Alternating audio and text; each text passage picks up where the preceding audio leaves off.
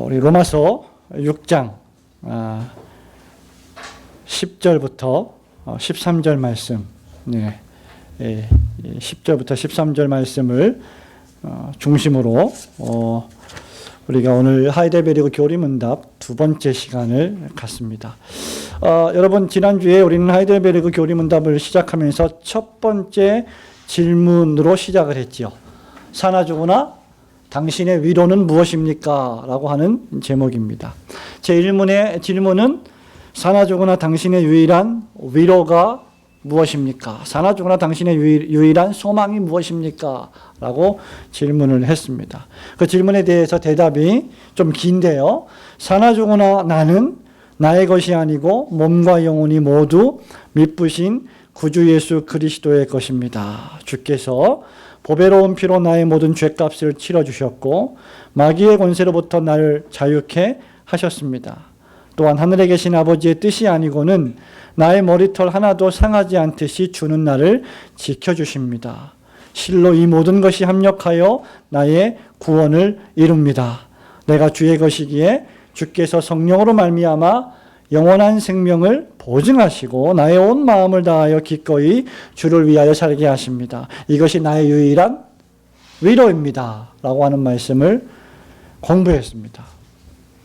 자, 그러면 이것이 나의 유일한 위로인데 이 나의 유일한 위로를 받고 그 위로 속에서 살고 그 위로 가운데 죽기 위해서 우리가 반드시 알아야 할 것이 무엇이냐, 이것이 바로 오늘 하이델베르그 교리문답의 두 번째 질문입니다. 여러분, 지난주에 우리가 위로에 대해서 생각해 봤죠. 위로의 뜻이 무엇이라고 했습니까? 일주일 지났어요. 잊어버렸습니다. 위로의 뜻이 무엇입니까? 소생시킨다. 그 전에 슬픔을 덜어주고 또는 슬픔을 제거하고 상실한 영혼, 상심당한 영혼을 다시 살려준다. 이것이라고 말씀을 드렸습니다. 그래서 위로받은 사람은 여러 이유에서 힘이 생겨요. 활력이 생기고 기쁨이 생기고 용기가 생깁니다. 저는 요 몇 달을 통과하면서 특별히 지난주와 또 이번 주를 통과하면서 하나님께서 우리를 위로하고 계시다. 하나님이 우리 교회를 위로해 주고 계신다. 슬픔을 덜어주고 소생시켜 주시고 기쁨과 용기를 북돋아 주신다라는 생각을 하게 됩니다. 최근 몇 달 동안 우리 교회에는 새교우들이 오시기 시작을 했습니다. 지난주까지 해서 4가정이 우리 교회를 오셔서 함께 예배를 드리고 한 분도 떨어져 나가지 않고 정착해서 같이 예배를 드리고 있습니다. 이거 개척교회의 큰 위로가 아닙니까? 그죠? 기쁨입니다. 즐거움입니다. 뿐만 아니라 지난 토요일에는 우리 교회가 개척되고 나서 처음으로 찬양 경연대회에 나갔는데 무려 1등, 2등, 3등을 다 했어요. 유년부 독창 3등, 초등부 독창 1등, 중등부란다. 흥분했어요. 중창 2등을 했어요. 여러분, 오늘 우리 아이들이 오전 예배 때 잠시 하나님 앞에 찬양을 드렸는데 찬양을 부를 때 저는 아이들을 본 게 아니라 여러분을 봤어요. 얼마나 위로를 받는지, 얼마나 즐거워하는지, 얼마나 위로가 되고 기쁜지 막 눈물도 흘리시고, 약간 위로입니다. 용기죠. 소망이죠. 슬픔이 덜어지는 겁니다. 또 하나 좋은 소식이 있는데 우리 교회가 이제 내일 모레 노회 때 당회가 조직이 됩니다. 얼마나 복된 소식입니까? 얼마나 위로가 되는 소식이에요. 장로님이 교회의 여러 가지 사무행정뿐만 아니라 신방, 교인들의 상태를 점검하고 교회를 위해서 기도하는 장로님이 계시다는 것은 교회의 큰 위로요, 축복이죠. 여러 가지 형편과 상황 속에서 우리는 지금 위로를 받고 있다고 저는 생각을 합니다. 그런데 사나 죽으나 당신의 유일한 위로가 무엇입니까? 라고 했을 때 우리가 우리의 것이 아니라 우리가 하나님의 것이고 그리스도의 것이고 그리스도께서 우리를 위하여 십자가에 돌아가심을 우리를 구원하여 주셨고 하나라도 머리털 하나라도 상하지 않고 우리를 보호해 주시고 끝까지 우리를 지켜주신다는 것이 우리의 위로라고 했습니다. 그런데 이러한 기쁜 위로 속에서 살고 죽기 위하여 우리가 반드시 알아야 할 것은 무엇일까? 이것이 두 번째 하이델베르그 교리문답의 질문입니다. 이 질문에 대한 당신이 알아야 할, 당신이 반드시 알아야 할 것, 이 질문에 대한 세 가지 답변이 있습니다. 그것이 무엇입니까? 첫째, 나의 죄와 그 비참이 얼마나 심각하며, 둘째, 어떻게 그 죄와 비참에서 벗어나며, 셋째, 어떻게 구원을 주신 하나님께 감사를 드릴 것인가 하는 겁니다. 이 세 가지가 우리가 반드시 알아야 될 것이고, 세상에 존재하는 모든 사람들이 이 세 가지를 반드시 알아야 합니다. 짧은 시간 동안 이 세 가지를 우리가 상고해 보기를 소원합니다. 첫 번째는 무엇입니까? 여러분이 반드시 알아야 할 사실은 바로 당신이 죄인이라는 것과 그 상태가 매우 처참하고 비참하다는 것을 알아야만 합니다. 로마서 6장 우리가 10절, 11절, 12절, 13절, 14절, 11절부터 14절까지 읽었는데요. 이 말씀에 보면 특별히 11절에 이와 같이 너희도 너희 자신을 죄에 대하여 죽은 자요라고 기록했습니다. 12절에 죄로 너희 죽을 몸에 왕노릇하지 못하게 하라고 강력하게 명령하고 있습니다. 13절에 너희 몸을 불의의 병기로 누구에게 드려요? 죄에게 드리지 말고라고 했어요. 여러분 11절, 12절, 13절의 이러한 표현들은 인간이 가지고 있는 죄의 강력한 세력을 의미합니다. 사람에게 죄가 있는데 그 죄가 사람을 좌지우지할 만큼 심각한 영향력을 끼치고 있다는 겁니다. 죄에 대하여 죽었다라고 하는 이 말은 과거에 내가 죄에 대하여 살았다는 것을 전제하는 것이죠. 그리고 죄로 너희 죽을 몸에 왕노릇하지 못하게 하라 이 말도 역시 과거에 우리가 예수님을 믿고 구원받기 이전에 죄가 우리에게 왕노릇했다. 죄가 우리 머리 꼭대기에 앉아있다라는 것을 의미하는 말이죠. 13절에 불의의 병기로 죄에게 드리지 말라 이 말도 역시 과거에 우리는 예수님 믿기 전에 지금은 의의 병기로 믿음의 삶을 살지만 과거에는 불의의 병기로 거룩하지 못하고 경건하지 못한 삶을 살았다는 것을 전제하는 말들입니다. 여러분 신약 성경은 우리가 죄인이다. 사람들이 죄인이다라고 하는 이 사실을 어떻게 묘사하고 있을까요? 마태복음 4장 23절에 보면 우리 예수님이 오셔서 하신 일들이 여러 가지가 있는데 그 중에 하나가 수많은 병자들을 고쳐주신 사건입니다. 마태복음 4장 23절에 보면 사람들이 모든 종류의 병에 걸려 있었다고 기록을 하고 있어요. 그리고 그 사람들이 약한 상태에 있었다고 묘사합니다. 그러니까 말하자면 인간의 죄된 상태는 어떤 상태이냐?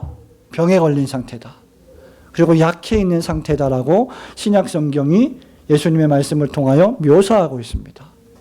구약 시대의 대표적인 질병이 어떤 것들이 있을까요? 문둥병, 그죠? 중풍병. 또 신약 성경에 오면 특히 요한복음에 보면 안진뱅이, 나면서부터 안진뱅이 된 사람, 앞을 못 보는 소경. 이런 모든 종류의 질병들은 전부 다 인간이 죄인이라고 하는 사실을 웅변적으로 증거하고 있다는 것입니다. 우리가 반드시 알아야 될 첫 번째 사실이 무엇이냐? 우리가 죄인이라는 것이죠. 저와 여러분이 죄인이라는 말입니다. 이렇게 고상하게 양복을 입고 넥타이를 매고 드라이를 하고 이렇게 멋있게 예쁘게 강단에 서지만 역시 죄인이라는 말이에요. 저와 여러분이 죄인이며 우리의 죄된 상태가 비참하다는 결정적인 증거는 무엇인지 아십니까? 그것은 바로 우리가 죽어가고 있다는 것입니다. 하나님께서 우리를 지으실 때는 죽지 않게 불멸하게 지으셨어요. 영혼은 죽지 않습니다. 영혼은 영원히 삽니다. 그게 특징이에요. 그런데 언제부턴가 우리가 죽기 시작합니다. 구약 성경에 보면 나고 죽고 이런 말씀들이 반복된 말씀이 있죠. 왜 그렇습니까? 죄인이기 때문에 죽는 거죠. 로마서 6장 23절에 바울이 말합니다. 우리가 읽은 이 본문의 말씀 좀 뒤에 가면 23절에 죄의 삭은 사망이다. 죄의 삭은 죽음이다 그 말이죠. 그러니까 우리가 다른 말로 하면 우리가 지금 죽는다는 것, 죽음을 목격한다는 것, 나의 사랑하는 사람들이 죽는다는 것, 이것은 뭘 의미하냐? 우리가 죽을 운명에 처해 있는 상태에 있다는 것을 의미하죠. 저와 여러분이 지금 나이를 먹고 1살, 2살, 10년, 20년 시간이 지나서 육체가 쇠약해지고 힘들어지고 이런 상태에 있다는 것은 무엇을 의미해요? 죽어가고 있다는 것을 의미합니다. 나이가 들어가고 힘이 들어갈 때 그것을 어떻게 느낄 수 있냐면 우리 교회 여러분들이 주일마다 수요일마다 금요일마다 오실 때 저는 알 수 있습니다. 어떻게 알 수 있냐? 여러분들이 어느 순간 우리 교회가 2층에 있는데 걸어서 올라오지 않고 엘리베이터를 타고 올라오고 있다면 여러분은 지금 늙어가고 있는 겁니다. 힘이 약해지고 있다는 거예요. 제가 지하 1층에 주차를 하고 가끔은 이제 가방을 메고 들고 이렇게 거의 걸어서 올라가는데 어느 순간부터 제가 엘리베이터를 누르고 있더라고요. 야, 운동을 얼마나 안 하면 힘든 거예요. 보기만 해도 힘드시죠, 저를? 나이가 들어가면 약해집니다. 그리고 그 어떤 강력했던 젊음, 이거 오래 못 가요. 시간이 지나면 우리는 가게 되어 있습니다. 그건 뭐냐? 우리가 죄인이라고 하는 웅변적인 증거라는 것이죠. 사랑하는 성도 여러분, 우리가 먼저 우리의 상태가 얼마나 엄청난 것인지를 보기 전에는 절대로 하나님의 사랑에 감격하지 않습니다. 내가 살만하다. 내가 아직은 살만해. 아직은 하나님 없어도 나는 마음대로 살 수 있어라고 생각한다면 그는 하나님의 사랑을 전혀 깨달을 수가 없어요. 그래서 하나님께서 그를 사랑하신다면 어떤 경우에는 그에게 엄청난 시련을 주셔서 하나님께 돌아오게 만들죠. 건강을 자신했던 사람에게는 건강을 쳐서 천부여 의지 없어서 손들고 주 앞에 옵니다. 돈이 많은 사람들, 아주 부유해갖고 돈으로 모든 것을 할 수 있다고 생각했던 사람들은 하나님께서 그것을 치십니다. 그래서 그걸 의지하지 못하게 오직 하나님만 의지하게 하시는 경우도 있습니다. 왜 그렇습니까? 우리로 하여금 자신의 비참한 상태를 깨닫고 하나님 앞에 돌아오게 하기 위해서입니다.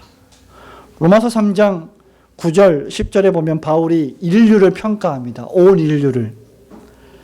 왜냐하면 그 당시에 유대인들은 이방인들에 비해서 이방 족속들 이런 사람들을 되게 무가치하게 평가했어요.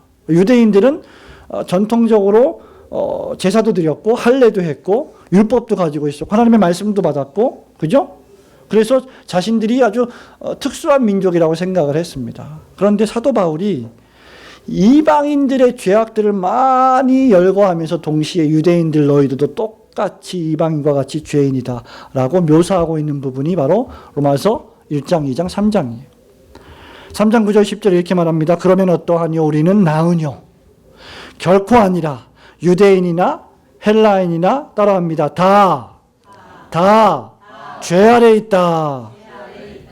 이렇게 이미 우리가 선언하였다. 기록한 바 의인은 없나니 하나도 없으며 깨닫는 자도 없고 하나님을 찾는 자도 없고 다 치우쳐 한 가지로 무익하게 되고 선을 행하는 자는 없나니 하나도 없도다. 라고 바울이 선포했습니다. 사도 요한이 요한일서 1장 10절에 보면 이런 말씀을 합니다. 만일 우리가 범죄하지 아니하였다 하면 하나님을 거짓말하는 자로 만드는 것이니 또한 그의 말씀이 우리 속에 있지 아니하니라. 어젯밤에 저희 자녀들하고 제가 좀 이야기를 나눴는데요. 이야기를 하면서 너희들은 일주일 동안 혹시 뭐 죄를 지었니 안 지었니? 라고 물어보니까 그 중에 한 아이가 죄를 지었죠. 많이 지었습니다. 그러더라고요. 여러분에게 묻겠습니다. 여러분 일주일 동안 살면서 하나님 앞에서 구약 성경과 신약 성경의 기준으로 볼 때 죄를 지었습니까? 안 지었습니까? 그건 죄인이잖아요. 죄인이라고요. 죄를 지었다면 그것이 어떤 종류의 죄이든지 간에 여러분은 죄인이라는 사실입니다. 그리고 그 죄악된 상태에서, 그 비참한 상태에서 헤어나올 수 있는 길은 단 하나도 없습니다. 죽음이라고 하는 것, 사망이라고 하는 것이 죄의 엄청난 증거인데 그 죽음과 사망으로부터 해방받을 다른 길은 전혀 존재하지 않는다는 겁니다. 그래서 저와 여러분의 상태가 비참하다는 거예요. 늙지 않은 사람이 있나요? 죽지 않은 사람이 있습니까? 이 지구상에서 늙지 않고 죽지 않았던 사람이 단 한 명이라도 있을까요? 다 죽었습니다. 그것이 우리의 비참이요, 그것이 우리의 죄라고 하는 것입니다. 그러면 두 번째로 우리가 반드시 알아야 할 사실이 무엇입니까? 바로 그 죄와 그 비참에서 벗어나는 유일한 길은 오직 예수 그리스도를 믿고 영접하는 것뿐이라는 사실입니다. 11절 말씀을 보세요. 한번 읽어볼까요? 11절 말씀 시작. 이와 같이 너희도 너희 자신을 죄에 대하여는 죽은 자요 그리스도 예수 안에서 하나님을 대하여는 산 자로 여길지어다. 자, 사는 방법이 있다는 말이죠. 그리스도 예수 안에서 산 자로 여겨라. 그리스도 예수 안에서 살았다 그 말입니다. 13절 보세요. 오직 너희 자신을 중간에 오직 너희 자신을 죽은 자 가운데서 다시 산 자같이 살았다는 거죠. 하나님을 대하여 예수 안에서 산 자로 그리고 다시 산 자같이, 이 말은 무슨 말입니까? 우리의 죄인된 상태 그리고 죄와 죽음으로부터의 구원이 존재한다는 것입니다. 그리고 그것은 오직 예수 그리스도 안에 있을 때만 가능하다는 것이죠. 성도 여러분, 저와 여러분이 여러분의 그 죄와 비참한 상태를 알아야 되는데 그것을 아는 것만으로는 충분하지 않아요. 아까 제가 질문했죠. 여러분 일주일 동안 죄를 지었습니까? 대답해 보세요. 죄를 지었습니까? 그거 아는 것만으로는 그 죄를 해결할 수가 없다는 겁니다. 저와 여러분이 나중에 살다가 분명히 죽을 거예요. 죽는다는 것을 여러분 아십니까? 근데 그 아는 것만으로 여러분이 그 죽음에서 해방받을 수가 없다는 겁니다. 그렇죠? 나는 죄인이야. 나는 죄를 많이 졌어. 나는 이제 죽을 거야. 그것을 알고 그것의 심각성을 깨닫는다고 해서 여러분이 죄 용서함을 받거나 죽지 않을 수 없다는 거죠. 그것을 아는 것이 내 병을 고치지 못합니다. 내가 죄인이라고 하는 사실과 그 죄인의 비참함에서 벗어나는 길은 오직 한 가지, 예수 그리스도를 믿는 것뿐임을 믿으시기를 축원합니다. 예수께로 가야 합니다. 예수께로 가야 합니다. 예수께로 가야 한다는 것은 예수님께 간청하듯이 매달리는 것을 의미합니다. 우리 어린아이들이 위험에 처했습니다. 화재가 발생했어요. 집에서. 그러면 저 아이들이 누구를 찾겠습니까? 아버지를 찾습니다. 엄마를 찾습니다. 고층 빌딩에서 위험에 처해 있을 때 누구에게 의지하겠습니까? 아버지를 의지합니다. 어머니를 의지합니다. 위기에 처한 자녀들은, 어떤 괴한이 쳐들어왔을 때 위기에 처한 자녀들은 자기 부모님들에게 그냥 매달립니다. 아버지, 아빠한테 그냥 어떻게 해요? 매달리는 거예요. 다른 이유가 없습니다. 다른 방법이 없습니다. 우리가 구원을 얻으려면 하나님 아버지에게 매달려야 하고 예수 그리스도를 의지해야만 합니다. 요한복음 17장 3절에 보면 죽지 않고 영원히 사는 것은 어떻게 해야 가능하냐? 곧 유일하신 참 하나님과 그의 보내신 자 예수 그리스도를 아는 것이니이다. 사도행전 4장 12절에 다른 이로서는 구원을 얻을 수 없나니 천하 인간의 구원을 얻을 만한 다른 이름을 우리에게 주신 일이 없음이니라 하였더라. 똑같은 사도행전 10장 43절에 그리스도에 대해서 이렇게 말합니다. 저에 대하여 구약의 모든 선지자도 증거하되 저를 믿는 사람들이 다 그 이름을 힘입어 죄사함을 받는다 하였느니라.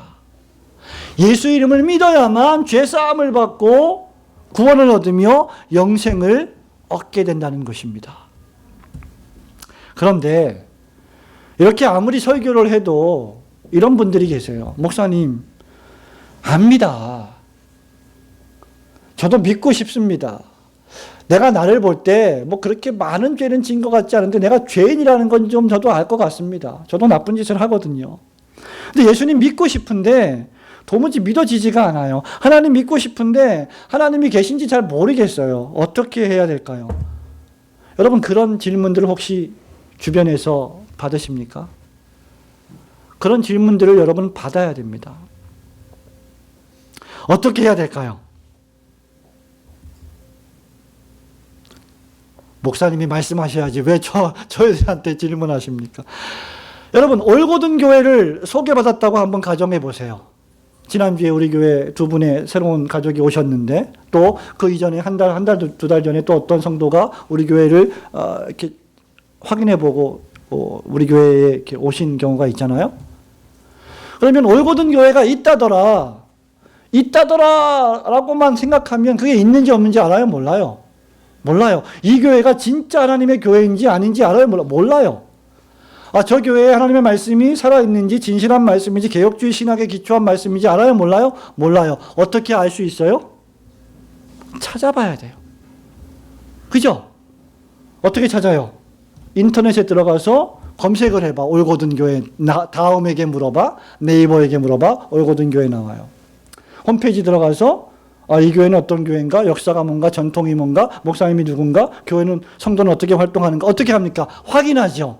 그래서 한 분이 오셨잖아요. 또 어떤 목사님이 올고든 교회 신호선 목사님이 계십니다. 그 교회 가보십시오 라고 하는데 그 소개를 받은 분들이 나는 못 믿겠어요.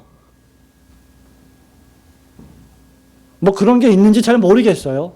이런다고 하면 믿을 수 있어요? 없어요? 없죠. 어떻게 해야 됩니까? 올고든 교회가 있는지 신호선 목사가 그 올고든 교회에서 설교하고 있는지를 확인해 봐야죠. 조사해야 합니다. 믿음을 가지려면 믿고 싶은데 도무지 믿어지지 않는다면 어떻게 해야 하겠습니까? 조사해야 합니다. 모든 가능한 정보를 찾아야 합니다. 하나님이 계신지 안 계신지 내가 찾아봐야 됩니다. 물어보아야 합니다. 읽어야 합니다. 들어야 합니다.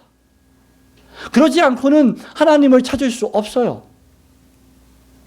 로마서 10장 11절에 바울이 뭐라고 말합니까? 그러므로 믿음은 따라합시다. 들음에서 나며 들음은 그리스도의 말씀으로 말미암았느니라. 믿음은 어떻게 생기는지 아십니까? 들어야 돼요. 하나님 말씀을 들어야 돼요. 하나님 말씀을 듣지 않고는 믿음이 생기지 않습니다. 그래서 우리가 예배 시간에 가장 중요한 예배의 요소로 설교를 중요하게 생각하는 이유가 거기에 있는 겁니다. 혹시 아직 하나님이 계신지 모르시겠습니까? 예수님을 믿고 싶은데 안 믿어지십니까? 주님을 믿고 싶다면 그분에 대해서 들으십시오. 그리고 그분을 읽으십시오. 그분을 성경을 통해서 보십시오. 생각하십시오. 묵상하십시오. 예배를 통하여서 하나님 말씀을 들어야 합니다. 그래서 사실은 은혜 받을 수 있는, 믿음을 가질 수 있는 가장 최선의 방법은 뭐냐면 예배를 드리면서 하나님 말씀을 자꾸 듣는 거예요. 아침에도 듣고 오후에도 듣고 수요일에도 듣고 금요일에도 듣고 집에서 혼자 여유가 있을 때 성경을 펼쳐보아서 읽으면서 하나님 말씀을 내 귀로 들어야 돼요. 그런 노력은 하나도 기울이지 않으면서 하나님이 안 믿어져요. 예수님 믿고 싶은데 안 믿어져요. 절대 못 믿습니다. 사랑하는 성도 여러분, 저와 여러분 가운데 암에 걸린 분이 혹시 안 계시지만 암에 걸렸다고 쳐봅시다.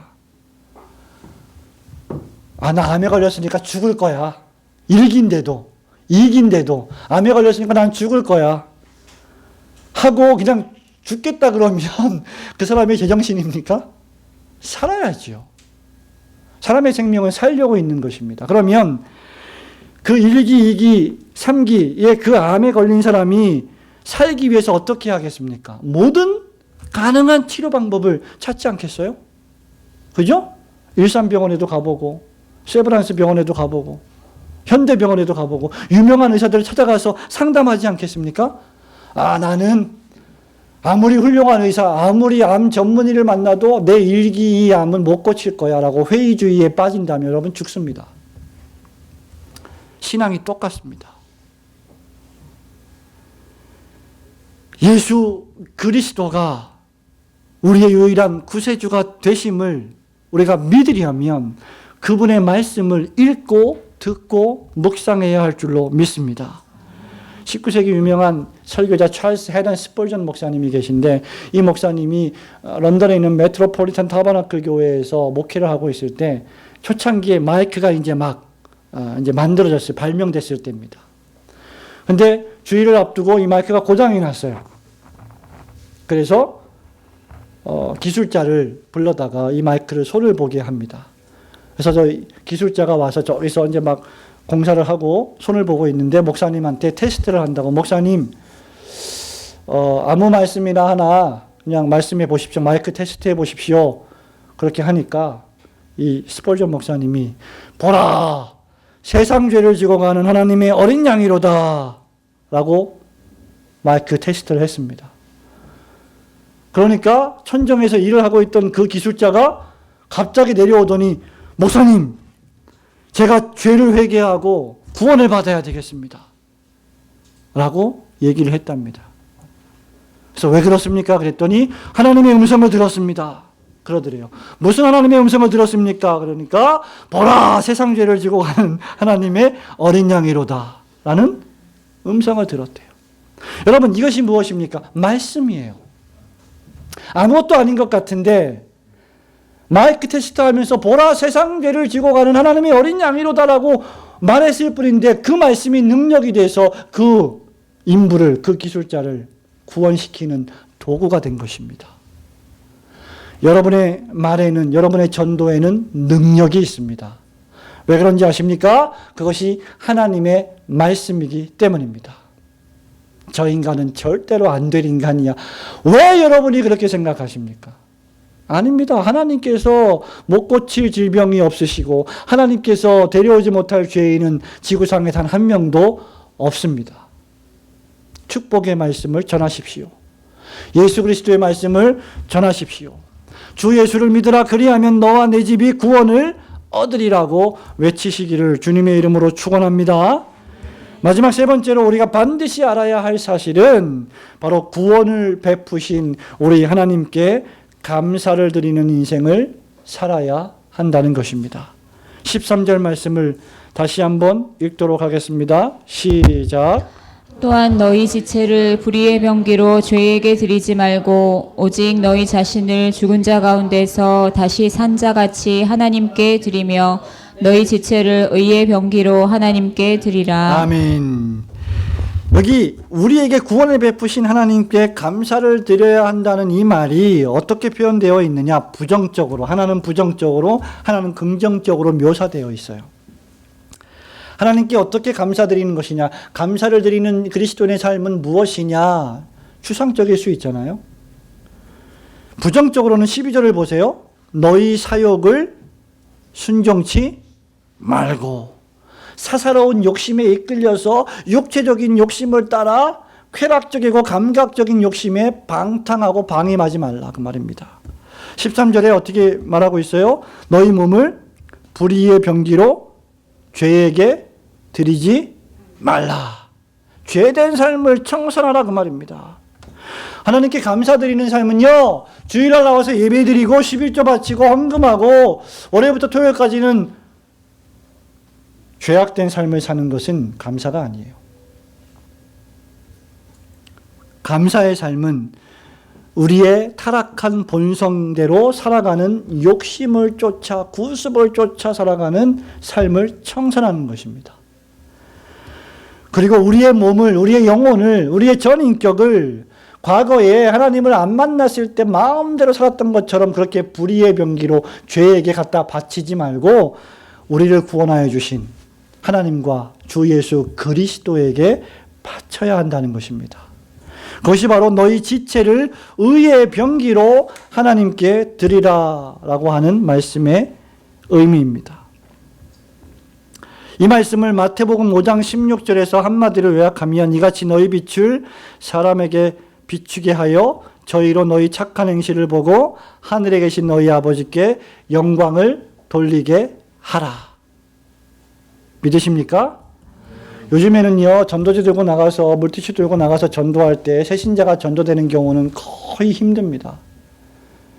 기존에 믿는 신자들이 교회를 떠나 있다가 전도를 받아서 교회를 소개받고 오는 경우는 많아요. 그러나 안 믿는 사람이 전도돼서 오는 경우는 너무너무 드물어요. 어떻게 해야 전도가 되느냐?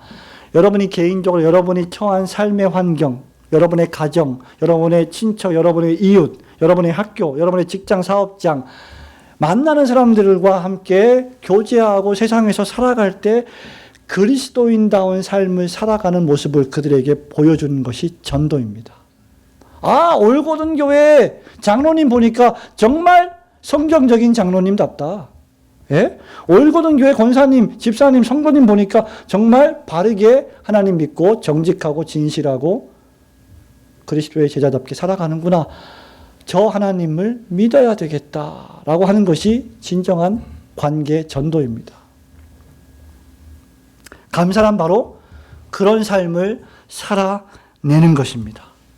에베소서 5장 7절부터 10절에 보면 과거에 우리는 어두움에 있었다. 아예 바울이 뭐라고 말하냐면 8절에 너희가 전에는 어두움이더니 라고 했어요. 너희들의 이름이, 너희들의 별명이 You are the darkness.